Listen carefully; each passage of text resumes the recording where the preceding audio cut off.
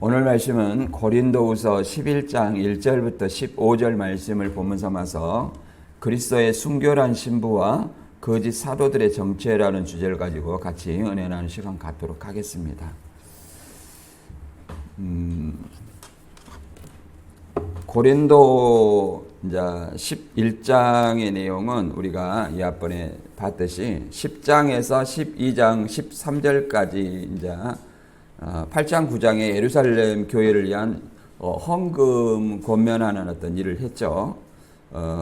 이제 거짓 사도들 때문에 작정된 어떤 예루살렘의 헌금이 1년 동안 중단되었는데 이제 그 예루살렘 교회가 회개하고 바울의 눈물의 편지를 통해서 회개하고 다시 이 고린도 후서를 통해서 이제 다시 중단되었던 그 예루살렘을 위한 헌금을 마게도니아처럼 하기를 바라는 어떤 그 편지 내용이 8장 9장이고 이제 고린도 교회가 이제 사도 바울을 불신하고 사도 바울을 이제 배척한 그 이유가 이제 유대로부터 온 거짓 사도들 때문이었습니다. 그래서 자신의 어떤 사도권을 사도권 변호 내용이 이제 10장부터 12장 13절까지 이제 이런 어떤 내용입니다.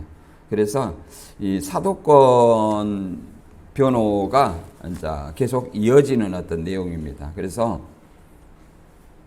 우리가 10장에서는 이제 사도적 건의와 영적 전쟁에 대해서 여러 가지 이 내용을 알아봤고, 본문의 1장 1절에서 15절에는 이제 바울이 고린도 교회를 향한 순결한 사랑과 사도로서 진실함을 강조하며 이제 말 잘하는 사도들이 다른 복음을 전해 이제 고린도 교회 성도들을 미혹하는 현실을 말하고 있습니다.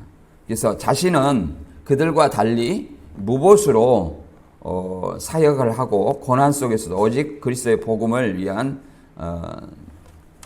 헌신했음을 밝히며 거짓 사도들의 실체가 사단의 위당된 종임을 이제 이렇게 밝히 드러내는 얘기를 하고 있습니다. 그래서 이게 고린도후서 11장 2절에 이제 그리스도를 한 남편이 그리스도를 위해서 너희를 정결한 처녀로 중매한다, 이런 어떤 내용이 있는데 이제 이런 어떤 내용까지라도 오늘 본문을 통해서 한번 살펴보도록 하겠습니다. 본문 한번 읽어보겠습니다. 11장 1절부터 15절입니다. 원하건대 너희는 나의 좀 어리석은 것을 용납하라. 청하건대 나를 용납하라. 내가 하나님의 열심으로 너희를 위하여 열심을 내노니 내가 너희를 정결한 처녀로 한 남편인 그리스도께 드리려고 중매함이로다. 그러나 나는 뱀이 그 관계로 하와를 이어간 것 같이 너희 마음이 그리스도를 향하는 진실함과 깨끗함에서 떠나 부패할까 두려워하노라. 만일 누가 가서 우리에 전파하지 아니한 다른 예수를 전파하거나 혹은 너희가 받지 아니한 다른 영을 받게 하거나 혹은 너희가 받지 아니한 다른 복음을 받게 할 때는 너희가 잘 용납하는구나. 나는 지극히 크다는 사도들보다 부족한 것이 조금도 없는 줄로 생각하노라. 내가 비록 말에는 부족하나 지식에는 그렇지 아니하니 이것을 우리가 모든 사람 가운데서 모든 일로 너희에게 나타내었느니라. 내가 너희를 높이려고 나를 낮추어 하나님의 복음을 값없이 너희에게 전함으로 죄를 지었느냐. 내가 너희를 섬기기 위하여 다른 여러 교회에서 비용을 받은 것은 탈취한 것이라. 또 내가 너희와 함께 있을 때에 비용이 부족하였을 때 아무에게도 누를 끼치지 아니하였음은 마게도니아에게서 온 형제들이 나의 부족한 것을 보충하였음이라. 내가 모든 일에 너희에게 폐를 끼치지 않기 위하여 스스로 조심하였고 또 조심하리라. 그리스도의 진리가 내 속에 있으니 아가야 지방에서 나의 이 자랑을 막히지 아니하리라. 어떠한 까닭이냐? 내가 너희를 사랑하지 아니함이냐? 하나님이 아시느니라. 나는 내가 해온 그대로 앞으로도 하리니 기회를 찾는 자들이 그 자랑하는 일로 우리와 같이 인정받으려는 그 기회를 끊으려 함이라.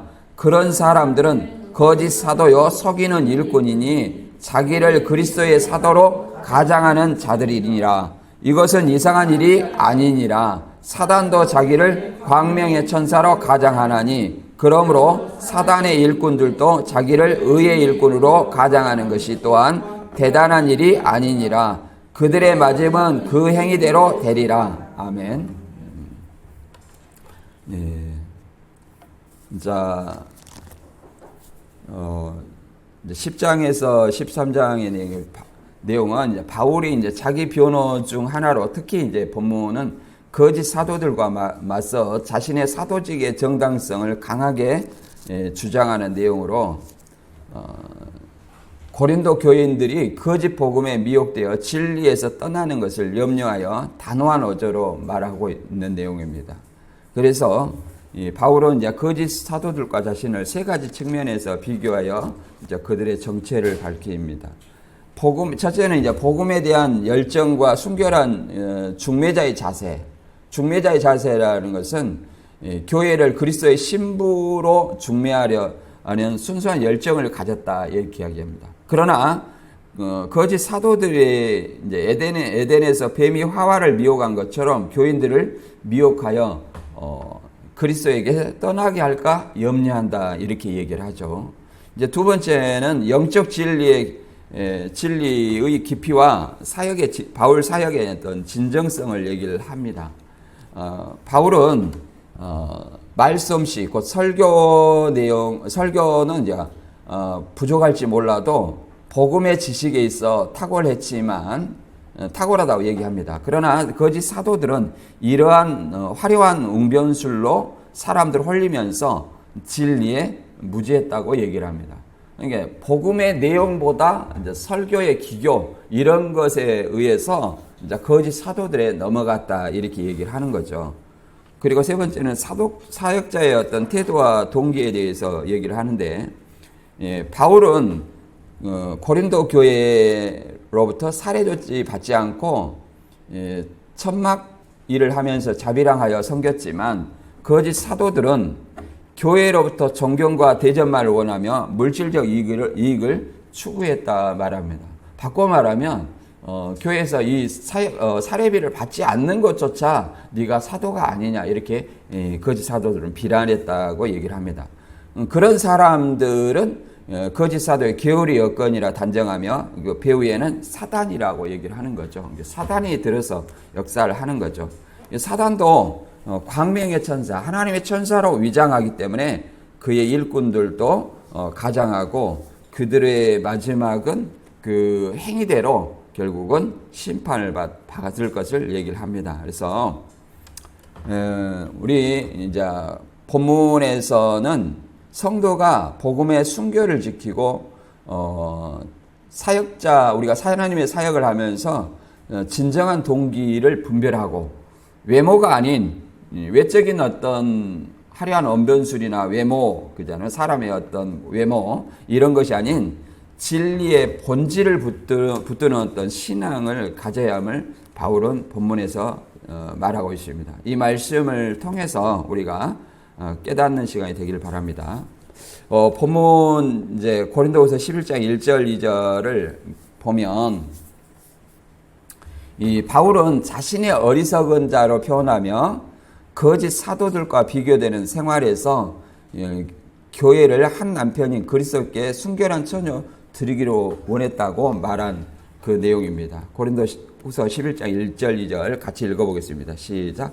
원하건대 너희는 나의 좀 어리석은 것을 용납하라. 청하건대 나를 용납하라. 내가 하나님의 열심으로 너희를 위하여 열심 내노니 내가 너희를 정결한 처녀로 한 남편인 그리스도께 드리려고 중매함이로다. 그러나 나는 개역 한글에는 그러나 나는 이게 빠져 있어요. 근데 뒤에 문맥에 따라서 이제 그러나 나는 이제 추가한 것 같아요. 개역 개정에서는 여기서 나의 어리석은 것을 좀 용납하라 이 말은 바울의 이제 부득이한 어떤 그 거짓 사도들에 대비해서 자기의 어떤 자랑을 얘기를 하고자 하는 겁니다. 고린도후서 5장 12절에도 그랬잖아요. 우리가 우리의 자신을 다시 여러분에게 추천하는 것이 아닙니다. 우리는 여러분에게 우리의 자랑할 기회를 주어서 여러분이 내적인 것을 자랑하지 않고 외적인 것을 자랑하는 사람들에게 대답할 수 있게 하고 싶습니다. 이게 외적인 것을 자랑하는 사람들은 누구예요? 거짓 사도들. 그들과 비교해서 내적인 것을 얘기하고자 하는 거죠. 그래서 먼저는 바울이 그리스도인 한 남편께 중매하는 열정을 얘기하고자 합니다. 그러면 우리는 이제 구약에는 신랑이 누구냐면 하나님이고 신부가 이스라엘이에요. 신약에는 한 남편이 그리스도가 신랑이고 신부는 교회예요. 이것이 에베소 5장 31절과 32절에 잘 나와 있습니다. 창세기 2장 24절의 내용을 인용해서 설명하고 있죠. 사람이 부모를 떠나 그의 아내와 합하여 그 둘이 한 육체가 될지니라.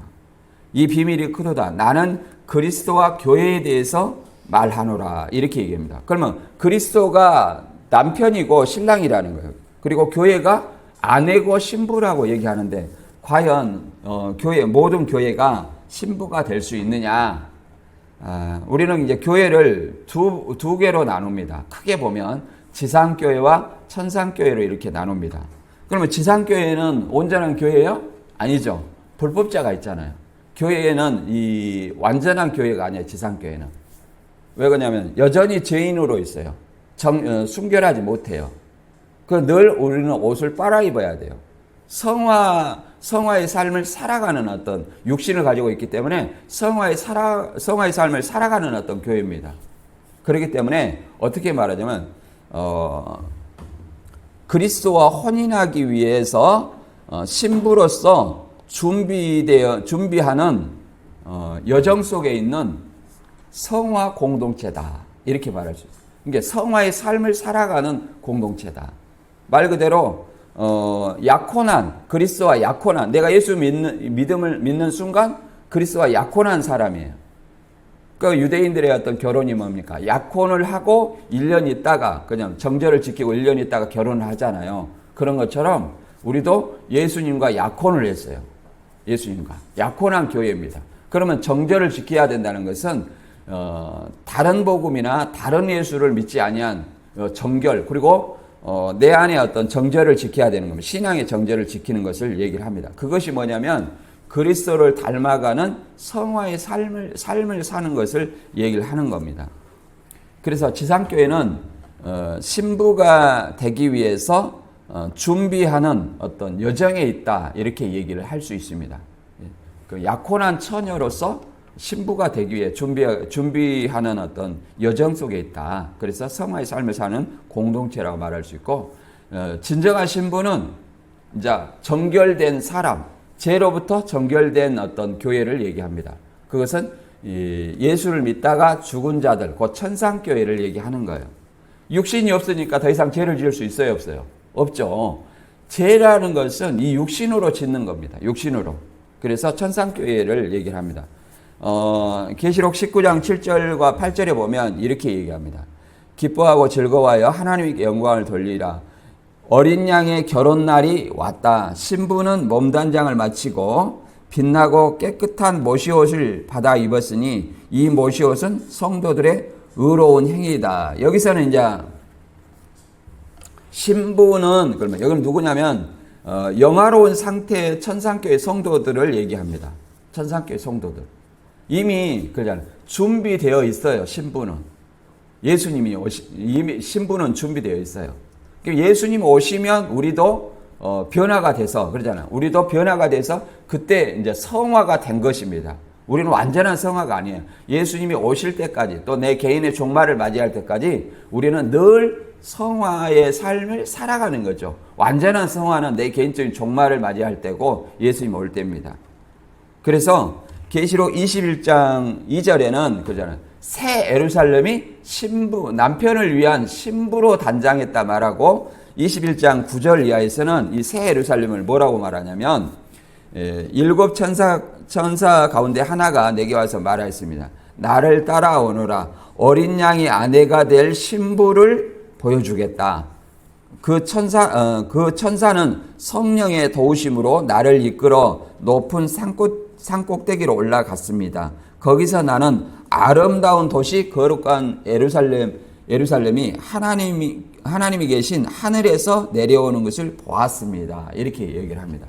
그러면 어린 양의 아내가 될 신부가 그러잖아요. 결혼한 신부가 이제 아내가 되는 거죠.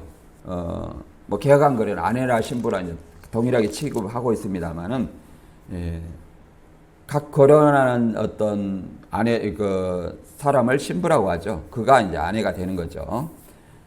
근데 그걸 누구라고 얘기하냐면 아름다운 도시 거룩한 성 예루살렘이라고 얘기를 합니다. 이 새 예루살렘에 대해서는 우리 개혁주의에도 이제 두 가지 견해가 있어요. 하나는 예수님을 믿는 어떤 공동체다. 천상교회. 이렇게 말하는 경우도 있고, 또 어떤 사람들은 문자적인 도시다. 여기 도시라고 있잖아요. 아름다운 도시. 문자적인 도시다. 이렇게 표현하고 있는데, 저는 그리스도 안에서 죽은 자, 그리스도를 믿다가 죽은 자들의 모임, 곧 천상교회를 이렇게 거룩한 성 새 예루살렘이라 이렇게 말한다고 봅니다. 그래서 이를 어린 양의 신부라고 얘기하는 거예요. 그러면 지상교회와 천상교회가 완전히 구분되어 있느냐? 그렇지는 않습니다. 왜 그러냐면 히브리서 12장 22절 이하를 보면 이렇게 말합니다. 그러나 여러분이 다다른 곳은 시온산과 살아계신 하나님의 성인 하늘의 예루살렘입니다. 그곳은 수많은 천사들과 하늘에 등록된 장자들의 총회와 교회 그리고 모든 사람들이 심판자이신 하나님과 안전하게 된 의로운 사람들의 영이 있는 곳입니다. 이렇게 얘기를 하거든요. 우리가 그러나 너희가 이른 곳은 그러잖아요.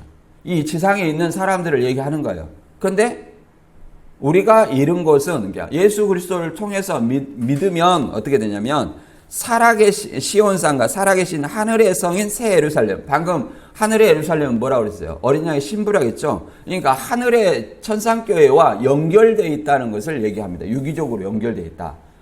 빌립보서 3장 20절에도 그렇게 말하잖아요. 내가 예수님을 믿으면 하늘의 시민권을 얻었다 이렇게 말하잖아요. 그래서 그들의 존재를 이렇게 말합니다. 하늘에 등록된 장자들의 총회와 교회. 이게 천상교회를 얘기하는 거예요. 새 예루살렘. 하늘에 등록된, 하늘의 시민권이 등록된, 그잖아요. 장자들의 총회. 예수 믿어서 그리스도 품 안으로 들어간 사람들을 뭐라고 그러냐면 장자라고 얘기합니다. 장자. 장자라는 것은 에서와 야곱에서 우리가 잘 나타내 있죠. 에서가 장자권을 그잖아요. 장자가 상속받잖아요. 왜 장자라는? 상속받는 사람을 장자라고 얘기하니까 우리 그리스도인들을 장자라고 얘기합니다. 장자. 에서와 야곱은 그잖아요. 에서와 야곱에서 에서가 팥죽 한 그릇으로 야곱에게 뭘 팔았어요? 장자권을 팔았다. 그러니까 내가 진정한 어떤 상속받는 때는 언제예요? 내가 예수를 믿다가 죽은 때요. 그때까지 먹을 것을 위해서 내 장자권을 팔아서는 안 된다. 이런 어떤 얘기가 됩니다. 바꿔 말해서 하나님의 어떤 나라 천상교회에 내가 성도로서 들어갈 어떤 그런 어떤 상속권이 있는데 그러잖아요. 그 새 예루살렘을 상속받을 수 있는 권한이 있는데 그것을 먹을 것과 바꾸는 사람이 되어서는 안 된다고 얘기를 합니다.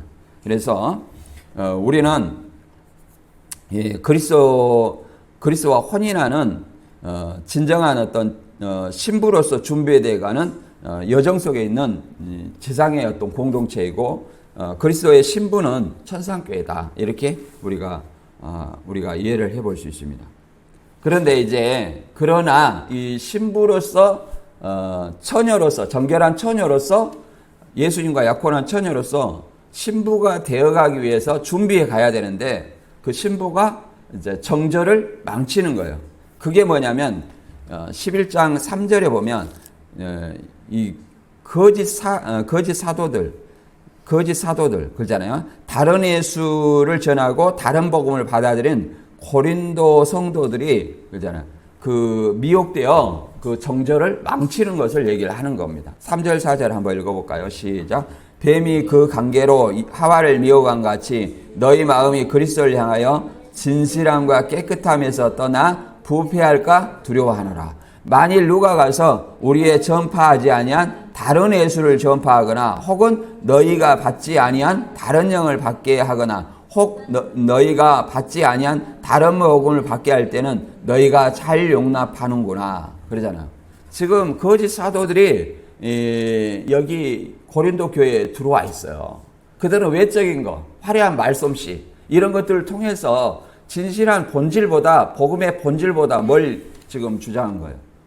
자기들이 뭐 추천서다, 바울이 약속을 어겼다, 바울이 말솜씨가 시원치 않다, 뭐 사례비를 받지 않는다, 뭐 여러 가지 것을 가지고 지금 바울 사도를 미혹하고 바울 사도를 비난을 했었습니다. 그래서 뱀이 그 관계로 하와를 미혹한 것처럼. 그럼 뱀이 어떻게 하와를 미혹했습니까? 창세기 보면 하나님은 아담에게 뭐라고 했습니까? 선악을 알게 한 나무 실과를 따먹지 말고 동산 모든 나무의 실과를 따먹으라 이렇게 첫 언약을 했어요. 그러나 뱀은 그 말을 교묘하게 바꿔서 하나님이 참으로 동산 모든 나무의 실과를 먹지 말라 하더냐 이렇게 교묘하게 바뀐 거예요. 이게 사단도 하나님 말씀을 안다는 거예요. 동산 모든 나무의 실과를 먹으라 했는데 먹지 말라 하더냐 이렇게 딱 이 말을 듣고 그 나무를 보니까 어떻게 됐어요? 먹음직도 하고 보암직도 하고 지혜롭게 할 만큼 탐스러운 나무인지라 여자가 그 열매를 따먹고 자기와 함께 남편을 줬죠. 이 먹음직도 하고 보암직도 하고 지혜롭게 할 만큼 탐스럽다는 것은 요한일서 2장 16절에 나와 있는 것처럼 이 세상에 있는 모든 것이 육신의 정욕과 안목의 정욕과 이생의 자랑이 다 아버지께로서 온 것이 아니요 세상으로부터 온 것이라 이렇게 얘기합니다. 바꿔 말하면 사단은 세상의 것들을 통해서 우리를 미혹한다는 거예요. 우리가 육신을 가지고 있기 때문에. 그러잖아요. 육신의 정욕 그러잖아요. 먹음직도 하고 그러잖아요. 그 다음에 보암직도 하고 안목 눈으로 볼 수 있는 거, 화려한 어떤 치장 보석, 금은 이런 것들이죠. 그 다음에 이생의 자랑, 지혜롭게 할 말, 자기 어떤 명예욕 이런 것들을 얘기하는 것이겠죠. 이런 것들을 통해서 사단이 미혹한다는 거예요. 이런 것에 참 공감이 되는 것은 에녹서를 볼 때 그것이 사단이 만들었다는 거예요. 에녹서를 한번 여러분이 잘 데오스 TV에 제가 올려놨거든요. 여러분들 한번 그 외경이지만 유다서 1장 13절과 14절에 에녹에 대해서 잠깐 얘기를 합니다. 그러니까 이 정경에서도 에녹서를 잠깐 인용했기 때문에 제가 에녹서를 한번 외경이지만 잠깐 살펴봤었습니다. 여러분도 한번 살펴보시기 바랍니다. 그래서 이 사도행전에서도 에베소에서 바울이 3년 동안 눈물로 이 에베소 교회를 세웠지만 바울이 떠나면 그러잖아요. 바울이 떠난 후에 이 사나운 이리가 그 양떼를 아끼지 하며 그 에베소 교회에서 자기를 따르게 하려고 잘못된 말로 이렇게 성도들을 미혹할 것을 설명했습니다. 그래서 이것은 밀레도에서 에베소 옆에가 밀레도죠. 밀레도에서 장로들에게 다시는 나를 내가 떠나면 보지 못할 것이다 하면서 외부의 이단 위협, 그 다음에 내부의 이단 위협 이런 것들에 대해서 미리서 경고해 주는 것입니다. 그래서 초대교회 때도 마찬가지로 요한일서에 보면 이게 잘 나와 있어요. 뭐 이단들도 이 요한일서를 잘 얘기를 하고 있지만 이 사랑하는 자들 영을 다 믿지 말고 영들이 하나님께 속하였나 시험해 보고 믿으라고 얘기합니다. 어떤 것을 알 수 있냐면 하나님의 영은 어떻게 하냐? 예수 그리스도께서 육체로 오신 것을 시인하는 영은 하나님께 속한 것이요. 예수 그 육체로 오신 예수를 시인하지 아니한 영마다 하나님께 속한 것이 아니야. 적그리스도의 영이라 얘기합니다. 이제 벌써 그들이 세상에 있다 얘기를 합니다. 그러니까 초대교회 때도 이미 적그리스도가 있어요. 예수 그리스도를 부인하는 성육신을 부인하는 그 존재가 뭐예요? 적그리스도라고 얘기하는 겁니다. 적그리스도. 오늘날도 마찬가지죠. 그 당시에는 영지주의 이단이었으니까 육신을 그러잖아요. 육신으로 온 예수를 부인하는 거예요. 그러나 오늘날은 뭐 이단이 어떻게 해요? 오히려 이 성육신, 예수님이 하나님이신 것을 부인하고 예수님은 육신이다. 하나님이 들어쓰는 육이다. 그냥 선지자의 중에 하나, 이 정도로 보는 거예요. 이단들은. 그리고 뭘 보냐면 하나님 버리지 않고 피조물로 보는 거예요. 이런 것들이 이 초대교회 이단이나 오늘날 이단이나 약간씩 틀만 바꿔서 이렇게 성도들을 미혹하고 있다. 그러니 우리는 그리스도의 신부가 되기 위해서 늘 이런 어떤 이단의 미혹들을 옳게 분별하는 어떤 마음을 가져야 됩니다. 그 다음에 11장 5절과 6절에는 이제 바울이 사도직 변호를 하는 거예요. 그래서 나는 사도들보다 못하지 않고 외모나 말재주에서 부족하게 보일 수 있지만 지식에는 결코 그렇지 않다는 내용을 얘기합니다. 5절 6절 같이 읽어볼까요? 시작. 나는 지극히 크다는 사도들보다 부족한 것이 조금도 없는 줄로 생각하노라.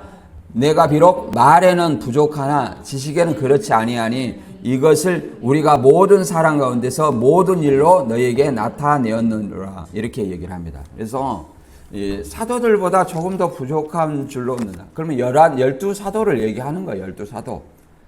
실제로 갈라디아서 2장에 보면 이제 베드로가 안 들어왔을 때 대놓고 많은 사람들 앞에서 이제 베드로를 바울이 책망한 일이 있습니다. 어떤 거냐면 이 복음을 믿으니까 유대인과 이방인 차별이 있어요, 없어요? 없죠. 그러니까 이방인과 함께 이렇게 음식을 먹었어요. 유대인들이 볼 때는 이것이 뭐예요? 부정한 사람과 음식을 먹는 것은 이 율법에 어긋난다고 생각하고 있는 거예요. 그런데 이렇게 같이 음식을 먹다가 이방인들과 함께 먹다가 그 이방인들도 복음을 믿는 이방인들이죠. 먹다가 야고보가 보낸 유대로부터 온 신자들을 오는 것을 보고 이 베드로가 전에 옛 습성이 생각나가지고 나는 이방인과 같이 먹지 않았다 하려고 얼른 자리를 뜨는 거예요. 그러니까 베드로와 함께 있던 유대 신자들도 같이 떠난 거예요. 그 중에 누구도 있으냐? 바나바도 살짝 떠나는 거예요. 이걸 가지고 바울이 대노합니다. 공개적으로 그냥 쉽게 말해서 책망을 하는 거죠. 너희가 이방인처럼 살면서 유대인으로 지금 유대인이치 하느냐 이렇게 얘기를 하는 거예요.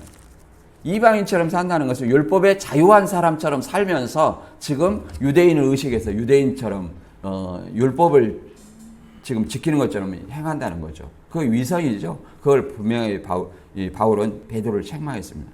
이와 같이 사도들보다 조금 더 부족함이 없다. 자기의 어떤 사도성을 변화하는 것은 고린도 교회가 거짓 사도들에 의해서 바울 사도권을 문제 삼았기 때문에 이렇게 얘기를 하는 겁니다. 그리고 비록 비록 말에는 부족하나 지식에는 그렇지 아니하니 이런 얘기처럼 그렇잖아요. 바울은 이 지식에는 그러잖아요. 직접 어떤 계시를 받았잖아요. 그러니까 지식에는 풍성한 어떤 지식을 가지고 있었어요. 오직했으면 예수님이 지식에 자고하지 않게 하려고 사단의 가시 육체의 어떤 질병을 주셨다 이렇게도 말하지 않습니까? 그래서 고전 2장 1절에는 그러잖아요. 하나님의 증거를 전할 때는 말과 지혜의 아름다운 것으로 아니하였느니 이렇게 말합니다. 말과 지혜의 아름다운 것으로 아니하였느니 곧 오직 예수 그리스도의 십자가 외에는 다른 것을 알지 아니하기로 작정했다 이렇게까지 말합니다. 그리고 이 바울은 이렇게 복음의 하나님의 능력 곧 복음으로 이렇게 전했지만 사도행전 18장에 보면 아볼로라는 사람이 있어요. 아볼로라는 사람은 보면 알렉산드리아에 태어난 아볼로는 유대인인 에베소에 있는데 그는 말자라는 성경 박사였다. 그는 일찍 주님의 도를 배워 열심히 전도하여 예수님에 관하여 정확하게 가르쳤으나 요한의 침례만 알고 있을 뿐이었다. 그가 회당에서 담대히 말하기를 시작하자 브리스길라와 아굴라가 듣고 그를 집에 데려다가 하나님 말씀을 더 정확하게 설명해 주었다.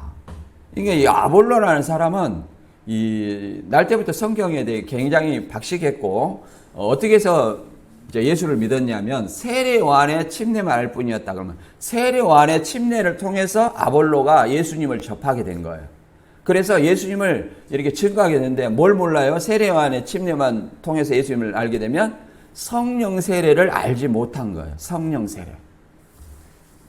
오늘날 이렇게 이것이 뭐야? 불완전한 복음입니다. 성령 세례를 알지 못하는 것이 불완전한 복음이에요.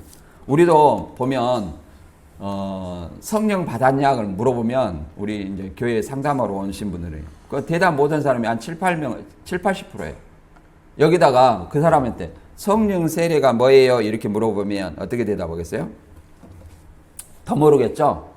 그죠? 성령 세례라는 것은 다른 것이 아니라 내가 복음을 믿을 때 성령을 받은 것을 뭐라고 그래요? 성령 세례라고 말합니다. 물 세례와 성령 세례가 있는데 어느 것이 먼저냐 물어봤을 때 복음을 믿는 자에게 세례를 줘요. 그러니까 복음을 믿을 때 우리는 이미 성령을 받았고 성령 세례를 받은 것입니다. 받은 거예요. 그래서 이렇게 바울과 달리 이렇게 아볼로는 굉장히 언변이 뛰어나서 이제 브리스길라 아굴라가 성령 세례에 대해서 자세히 일러주는 겁니다. 그래서 바울이 전도한 바울이 세운 고린도 교회에서 이제 아볼로를 감독으로 이제 세웁니다. 그리고 감독으로 세워서 이제 고린도 교회를 잘 하죠. 그래서 고린도 분파 중에 이제 나는 아볼로다, 나는 베드로다, 나는 바울이다 이런 어떤 파당이 형성되어 있었죠. 그러나 하나님의 일은 외적인 말씀시나 말씀시보다 중요한 것은 복음의 진리, 바른 지식이죠. 바른 지식이라고 얘기를 합니다. 그리고 고린도후서 11장 7절에서 11절에서는 바울이 이제 고린도 교회를 위해서 무보수 사역에 대한 어떤 얘기를 하는 겁니다. 이 사례를 받지 않아서 무보수 사역을 하다 보니까 사도가 아니다고 하는 거짓 사도들이 사도가 아니니까 사례를 받지 않느냐 이렇게 비난을 했습니다. 그것이 오해가 됐죠. 그러나 타 지역의 자원으로 복음을 전한 것을 죄처럼 여기는 이들의 비뚤어진 인식을 바로 잡아줍니다. 그들이 죄처럼 다른 교회에서 지원받아서 고린도에 이제 설교하는 이 고린도를 돕는 이런 것들을 말 그대로 거짓 사도들이 비난을 했죠. 그러면 다른 지역은 어디냐면 마게도냐 지방입니다. 마게도냐 지방은 데살로니가, 빌립보, 베레아 이 교회가 마게도냐 지방에 있는 교회죠. 11장 7절부터 읽어보겠습니다. 시작. 내가 너희를 높이려고 나를 낮추어 하나님의 복음을 값없이 너희에게 전함으로 죄를 지었느냐. 내가 너희를 섬기기 위하여 다른 여러 교회에서 비용을 받은 것을 탈취한 것이라. 내가 너희와 함께 있을 때 비용이 부족하였으되 아무에게도 누를 끼치지 아니하였음은 마게도냐에서 온 형제들이 나의 부족한 것을 보충하였음이라. 내가 모든 일에 너희에게 폐를 끼치지 않기 위하여 수시로 조심하였고 또 조심하리라. 그리스도의 진리가 내 속에 있으니 아가야 지방에서 나의 이 자랑이 막히지 아니하리라. 어떠한 까닭이냐? 내가 너희를 사랑하지 아니함이냐? 하나님이 아심이라. 이렇게 얘기를 합니다. 내가 너희를 높이려고 나를 낮추어 복음을 값없이 너희에게 전함으로 죄를 지었느냐? 내가 너희에게 사례비를 안 받고 복음을 전하는 것이 너희에게 죄를 지었느냐? 그 말은 이런 일을 이렇게 비난한 자들이 있다는 거예요. 사도가 아니다. 그래서 물론 고린도 교회나 이런 베드로는 부인과 자식들이 있었고 그들의 어떤 사례비까지도 다 받아서 생활을 했습니다. 이런 것은 지극히 당연한 것이라고 사도 바울은 얘기합니다. 고전 9장에 이렇게 말합니다. 모세 율법의 곡식을 밟아 떠는 소에게 망을 씌우지 말라 기록하였으니 하나님께서 어찌 소들을 위하여 염려하님이냐. 소는 어떤 하나님의 일을 하는 사역자를 얘기합니다. 사역자가 마땅히 밭을 갈면서 소망을 품고 그러잖아요. 소망을 품고 이 일을 해야 된다. 이런 것을 얘기를 합니다. 교회 일을 하면 교회에 싹스를 받고 생활비를 받고 하는 것이 당연하다 하는 어떤 이런 얘기를 하는 거죠. 그럼 바울은 왜 안 받았냐? 고린도 교회 성도들이 굉장히 어린아이와 같은 신앙이었다는 거예요. 그래서 12사도가 아니다. 물론 그것이 이 거짓 사도들의 어떤 미혹에 의해서 이렇게 바울의 사도권을 문제 삼았기 때문에 그걸로 인해서 또 사례비를 받아가지고 그 몇몇 사람이라도 걸림이 될까봐 조심해서 그냥 사례를 받지 않고 복음을 값없이 전했다 이렇게 얘기를 하는 거예요. 그래서 또 바울은 그러잖아요. 여러 교회에서 받은 것은, 여러 교회라는 것은 마게도니아에 온 형제들한테 받았다고 얘기하잖아요. 그럼 마게도니아 교회는 그냥 빌립보, 그 다음에 데살로니가, 베레아 이런 어떤 세 교회가 마게도니아 교회입니다. 이런 어떤 교회들에게서 받았다고 얘기를 합니다. 그들은 바울을 사도로 인정했기 때문에 그 생활비를 주는 것에, 사례비를 주는 것에 있어서 조금도 걸림이 되지 않았다고 이렇게 얘기하는 거예요. 그래서 대신 보충했고 또 뭐라고 하냐면 바울은 자비랑이 했다고 말하죠. 때로는 자비랑했다는 것은 이제 아굴라와 브리스길라가 무슨 일을 했냐면 생업이 천막 만드는 것이었어요. 천막 제조업이었어요. 그래서 바울도 여기에 천막 제조업을 같이 해서 생계비를 유지했다고 이렇게 말합니다. 그러면서 이제 복음을 전한 거죠. 그래서 이런 어떤 사례비에 대한 어떤 권리에 대해서 고전 9장 12절에 이렇게 말합니다. 다른 사람들이 여러분들 이런 권리를 가졌거든. 다른 사람들은 다른 사도들이나 거짓 사도들을 얘기하는 거죠. 권리를 가졌거든 우리에게는 더욱 큰 권리가 있지 않겠습니까? 그러나 우리는 이런 권리를 쓰지 않고 오히려 그리스도의 기쁜 소식을 전하는 일에 조금이라도 지장이 될까봐 모든 것을 참아왔습니다. 이렇게 얘기합니다. 모든 걸 참아왔다. 이렇게 얘기합니다. 자제를 했다는 얘기죠. 될 수 있으면 걸림이 될까봐. 그런 것처럼 이 에베소 교회, 고린도 교회에서 굉장히 이단 거짓 사도들의 미혹이 있었다는 것을 분명하게 얘기를 하고 있죠. 그래서 이 복음을 값없이 전한다는 것은 사례비를 받지 않는 어떤 그런 것을 얘기를 하는 거죠. 그래서 진정한 복음이 이제 보상보다 섬김과 희생의 정신을 지금 얘기를 하고 있는 거죠. 이단들이 저도 이렇게 교회를 세웠을 때 뭐라고 하냐면 돈 벌라고 하냐 이런 얘기를 들었을 때 가장 가슴이 아프더라고요. 아니 돈이 들어와야 돈을 벌지. 돈은 누가든 사람이 성도들이 많아야 뭐 사례비를 받든지 뭘 하든지 하지. 계속 그렇게 비난하다가 저쪽에 2층짜리 있잖아요. 굉장히 2층에 낙후한 그걸 보고 그 다음부터는 그런 얘기를 안 하더라니까요. 뭐 이게 보니까 사례비도 안 받고 교인도 우리 총무님이나 한두 명 있었어요. 그러다 또 없어지고 그랬는데 그러다 보니까 이게 돈이 나올 때가 아니구나. 그러니까 그때부터 이제 그런 얘기가 없었는데 그리고 이제 그런 얘기를 계속 상담소에서 또 상담하면서 돈 받는다 이런 얘기를 또 해요. 그러다 보니까 저희는 이제 상담을 하면서도 돈을 요구하지 않아요. 그리고 될 수 있으면 성경의 어떤 본문에 나온 얘기 아니고는 될 수 있으면 헌금 얘기를 저는 안 하기로 했습니다. 그래갖고 잘 안 해요. 제가 안 하죠. 잘 합니까? 모르겠어요. 저도 은연중에 뭐 이렇게 공개적으로 했는가 모르겠는데 잘 하지 않으려고 노력합니다. 이제 세례할 때는 이제 기본적인 어떤 의무로서 어떤 걸 해야 된다 이렇게 얘기를 하지만 나머지는 얘기를 하지 않아요. 아무튼 저도 그런 것으로 인해서 비난받지 않고 또 이런 것으로 인해서 작은 교회가 또 작은 교회 오는 것을 굉장히 꺼려합니다. 뭐 때문에? 작은 교회는 우리가 먹여 살려야 되겠다 이런 생각을 해요. 이걸 어떻게 부담해 이렇게 되는데 그런 것들 때문에 그럽니다.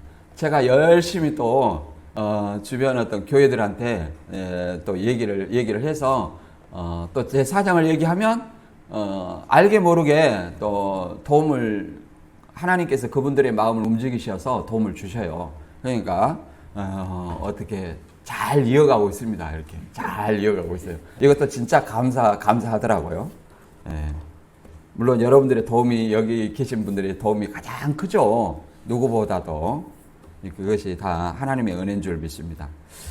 예, 고린도후서 11장 12절에서 15절에는 이제 고린도 교회를 미혹하는 어떤 거짓 사도들의 어떤 정체, 그렇잖아요. 거짓 사도, 본래는 다 하나님을 믿는 자들이에요. 그러면 그들이 거짓 사도라는 것은 거짓말하고, 그렇잖아요.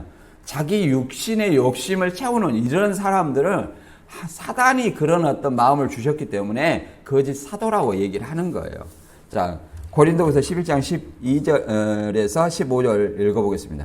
시작. 나는 내게 온 그대로 앞으로도 하리니 기회를 찾는 자들이 그 자랑하는 일로 우리와 같이 인정을 받으려 그 기회를 끊으려 합니다. 그런 사람들은 거짓 사도요 속이는 일꾼이 자기를 그리스도의 사도로 가장하는 자들이니라. 이것이 이상한 일이 아니니라. 사단도 자기를 광명의 천사로 가장하나니 그러므로 사단의 일꾼들도 자기를 의의 일꾼으로 가장하는 것이 또한 대단한 일이 아니니라. 그들의 마지막은 그 행위대로 되리라. 이렇게 얘기합니다. 내가 해온 그대로 앞으로도 하리니 기회를 찾는 자들이 그래. 내가 해온 것은 뭐예요? 무보수로 일하는 거. 그렇잖아요. 걸림이 되는 교회에는 사례비도 도움을 일절 안 받는 거. 그런 걸 얘기합니다. 그 기회를 찾는 자들이 그 자랑하는 일로, 기회를 찾는 자들은 거짓 사도들이에요. 그 자랑하는 일로 우리와 같이 인정을 받으려는 그 기회를 끊으려 합니다. 인정을 받으려는 것은 뭐예요? 하나님께 인정을 받으려 한다는 것을 얘기하는 거죠. 그런 사람들은 거짓 사도에 속이는 일꾼이니 그러잖아요. 그리스도의 사도로 가장하는 자들이니라. 이것이 이상한 일이 아니라. 왜 그러냐? 사단도 자기를 광명의 천사로 가장하기 때문에 사단의 일꾼들도 그리스도의 일꾼으로 가장하는 것이다. 그러니까 외모로나 어떤 그런 것들로 알 수 있는 것이 아니다. 훌륭한 화려한 말씀씨 그러잖아요. 누구는 다 목사라고 얘기합니다. 다 진리라고 얘기해요. 그러면 어떻게 그걸 알 수 있냐면 그들의 어떤 말과 그들의 어떤 교리, 그 다음에 그 행위, 그러잖아요. 어떤 목사는 자기를, 하나님이라고 이렇게 얘기를 합니다. 그 밑에 있는 사람들도 우리 목사님은 선지자가 아니에요. 내가 보니까 하나님이에요. 이렇게 당당하게 얘기를 합니다. 그러면 다들 목사라고 얘기하는데 그건 뭐예요? 거짓 선지자고 그 위에 그를 주장하는 존재는 사단이라는 것을 우리가 알 수 있는 거예요. 다른 거로 알 수 있는 거 아니야. 아, 이분은 정통인데? 정통이란 탈을 쓰는 거예요. 탈을 썼지만 그 교리가 잘못됐고 그들이 하는 행위가 그런 말 그대로 적그리스도의 행위를 하면 그것은 말 그대로 거짓 사도고 거짓 선지자라는 것을 알고 그 일을 주장하는 존재는 사단이라는 걸 알아야 됩니다. 그러잖아요. 사단도 그 거짓 선지자들도 양의 옷을 입고 나온다고 얘기하잖아요. 양의 옷을. 정통의 옷을 입고 나오는 거예요. 나는 하나님의 선지자다. 그 신옥주도 여자 목사인데 목사라고 얘기하잖아요. 처음부터 그걸 뺨때기 때리고 뭐 타장마당 한다고 뺨때기 때리고 서로 부모와 자식 간에 어머니와 딸이 막 이렇게 멀크락 잡고 막 뺨때기 때리고 그렇게 하지 않았어요. 나중에는 이제 그것이 집단 다구리로 막 퍼지더만. 그래갖고 거기서 견디면 알곡이고 못 견디면 쭉정이고 이게 뭐예요? 처음부터 그랬겠습니까? 사람의 그 욕심 그러잖아요. 카인도 하나님의 자녀였잖아요. 그런데 뭐 때문에 사단에 속한 자라고 얘기했냐면 그 행위가 악했기 때문에 사단에 속한 자라고 얘기하는 거예요. 그래서 이 신천지와 같은 이단들도 마찬가지예요. 디모데전서 4장 1, 2절에 보면 그러잖아요. 후일에 어떤 사람들이 믿음에서 떠나 미혹하는 영과 믿었다는 거예요. 믿었는데 미혹하는 영과 귀신의 가르침을 따르리라. 귀신의 가르침은 뭐냐면 자기 양심에 화인 맞아 외식함으로 거짓말하는 자들이야. 양심에 화진 맞으면 불도장이죠. 우리가 불에 이렇게 화상을 입으면 어떻게 해요? 그 부분은 감각이 있어요, 없어요? 없죠. 없는 것처럼 양심의 화인을 맞았다는 거예요. 양심의 감각이 있다는 거예요, 없다는 거예요? 없어요. 그러니까 습관적으로 입만 열면 뭐 하는 거예요? 거짓말 하는 거예요. 입만 열면 거짓말 하는 거예요. 자기도 몰라요. 너무 거짓말을 많이 해서. 그런 사람들이 뭐예요? 사단이 그 악한 행위로 말미암아 그들을 주관한 자는 사단이라는 것을 우리가 알 수 있어요. 베드로후서 2장 1절 2절에도 그러잖아요. 외부에 이단이 있어요. 근데 내부에도 이단이 있어요. 초대교회도 그러고 오늘날도 그렇습니다. 이단들은 그러잖아요. 자기들의 어떤 정체를 숨기고 교회에 들어가서 어떻게 해요? 진리를 해방하잖아요. 그런 것들이 이 베드로후서 2장 1절에도 나와 있습니다. 거짓 예언자들이 있었듯이 여러분 가운데도 거짓 선생이 나타날 것입니다. 그들은 파괴적인 이단들을 몰래 끌어들여 자기들의 사신 주님을 모른다고 잡아떼며 임박한 멸망을 스스로 불러들이고 있습니다. 많은 사람들이 그들의 방탕한 길을 따를 것이며 그들 때문에 진리가 해방을 받을 것입니다. 이 베드로후서에는 예수님의 재림을 부인하는 자들이 있어요. 그런 이단들을 얘기를 합니다. 뭐 예수님이 자기한테 왔다 이렇게 말하는 것들도 예수님의 재림을 부인하는 거죠. 이런 어떤 이 광매의 천사로 가장한 사단을 분별할 수 있는 것은 열매로 그들을 알 수 있다는 것처럼 그들의 어떤 말과 행위가 악한 사단의 행위를 하면 그들이 거짓 선지자고 그들을 주장하는 존재는 악한 영이고 사단이다. 그래서 우리는 어떤 절대적인 어떤 말씀의 분별력을 가져야 됩니다. 오늘 본문 말씀을 간단히 다시 요약하면 바울은 고린도 교회를 순결한 신부로 그리스도께 드리기를 원했지만 거짓 사도들의 미혹으로 인해 성도들이 다른 예수와 다른 복음을 받아들이고 있는 현실을 경고합니다. 그러니까 현재 신부가 아니기 때문에 신부가 되어가는 어떤 처녀이기 때문에 이단에 미혹됐다가도 그잖아요. 다시 회개하여 처녀로서 준비해 가는 거예요. 그리고 그는 언변은 부족할 수 있으나 복음의 진리에는 누구보다 충만한 지식을 겸비하고 있다고 얘기하며 이 복음을 전할 때 자비랑하며 헌신적으로 복음을 전해왔다고 이렇게 말합니다. 이에 반해 거짓 사도들은 사람의 눈을 끄는 말재주와 외적인 경건을 내세워 자신을 높이고 물질적인 이익과 명예를 추구하는 자들이었다고 얘기를 합니다. 바울은 그들이 사단의 하수인이며 사단의 하수인 결국 진리를 왜곡하는 자들임을 강하게 말하고 있습니다. 따라서 우리는 진리의 본질을 붙잡고 겉모양이 아닌 중심을 보는 분별력을 갖춰서 참된 복음 위에 바로 서야 할 사명을 다시 한번 깨달아야 할 줄로 믿습니다. 이런 디트리 본회퍼라는 신학자가 있어요. 독일 루터기어 신학자가 있는데 1945년 나치 수용소에서 이제 교수형을 당해서 순교를 했습니다.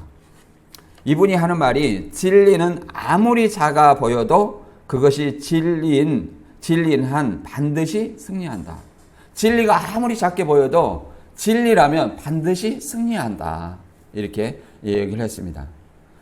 따라서 우리도 그리스도의 신부로 준비되어가는 성도는 거짓된 사역자들을 분별하고 복음을 왜곡하지 않고 순전함과 진실함으로 그리스도 신부로 준비되어가는 성도로서 성화의 삶을 살아가는 저와 여러분이 되시길 주님의 이름으로 축원합니다.